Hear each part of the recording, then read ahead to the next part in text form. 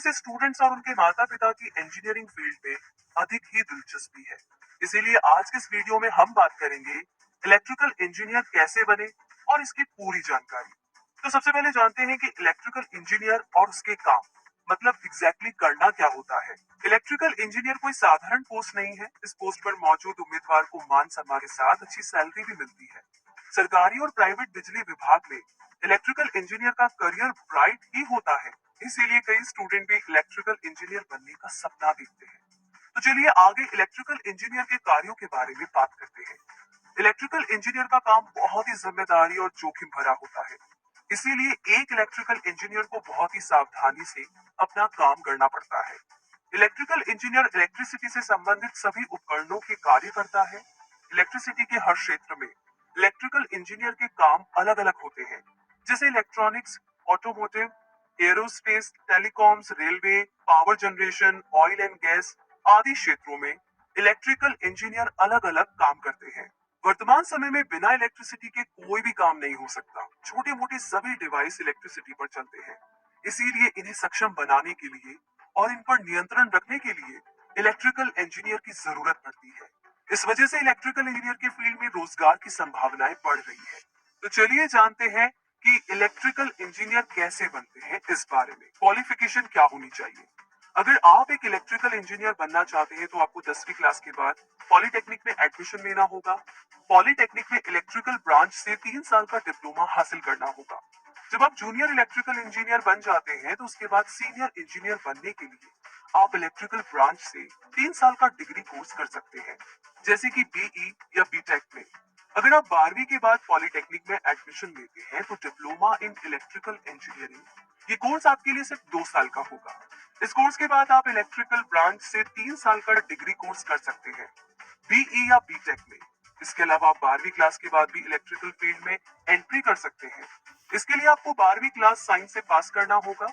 उसके बाद electrical branch में 4 साल की बैचलर डिग्री करनी होगी। उसके बाद आप किसी भी कंपनी में इलेक्ट्रिकल इंजीनियर के रूप में कार्य कर सकते हैं या फिर इलेक्ट्रिक फील्ड में मास्टर डिग्री प्राप्त कर सकते हैं। तो चलिए आगे जानते हैं इलेक्ट्रिकल इंजीनियर के लिए किन नए क्षेत्रों में है रोजगार के अवसर। हाल ही के दिनों में इलेक्ट्रिकल इंजीनियरिंग क्षेत्र में semiconductor, networking, communication, navigation system, computers and data analysis जैसे उन्नत टेक्नोलॉजी वाले क्षेत्रों में तेजी से ये फैल रही है। इलेक्ट्रिक इंजीनियरिंग में रिसर्च करके भी करियर आप बना सकते हैं। जी हाँ, इलेक्ट्रिकल इंजीनियरिंग के ग्रेजुएट्स के लिए इंस्टीट्यूट्स और कंपनीज नए क्षेत्रों में रिसर्च के लिए भी निवेश कर रही है।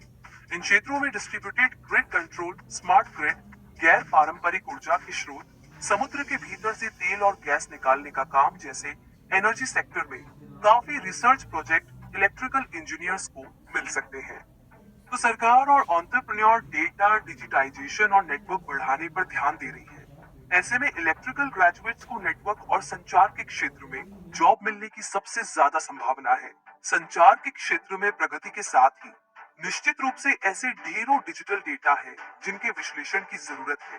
डेटा कलेक्शन की इन जोरदार प्रणालियों ने इलेक्ट्रिकल इंजीनियर्स के लिए ढेर सारे अवसर खोल दिए हैं। आगे जानते हैं इलेक्ट्रिकल इंजीनियर्स के लिए क्या है नौकरी की संभावनाएं।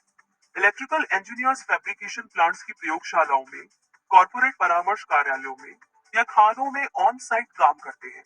वे वैज्ञानिकों, इलेक्ट्रिशियन, कंप्यूटर प्रोग्रामर या अन्य इंजीनियरों की देख रेख भी कर सकते हैं और इसके अलावा इसमें भी जॉब कर सकते हैं, जैसे विद्युत उत्पादन, रेडियो, टेलीविजन, ट्रांसमिशन और वितरण, यानी कि उच्च वोल्टेज ट्रांसफार्मर, विद्युत circuit, digital signal processor, micro controller, nano electronic यानी कि माइक्रो इलेक्ट्रॉनिक घटक, कंप्यूटर, उपग्रह, छत्र, सेलफोन, HVAC सिस्टम, उड़ान नियंत्रण पैनल, जीपीएस तकनीक, बिजली उत्पादन, अंतरिक्ष यात्रा तकनीक।